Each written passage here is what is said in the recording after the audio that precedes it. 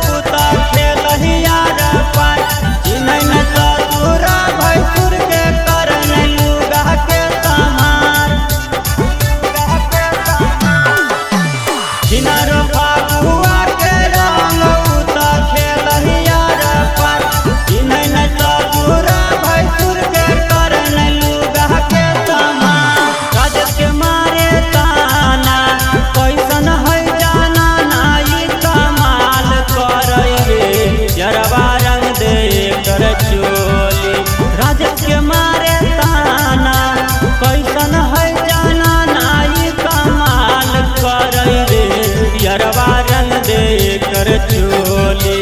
होलिए में बड़ी पूरा खात करई रे यरवा रंग दे कर चोली।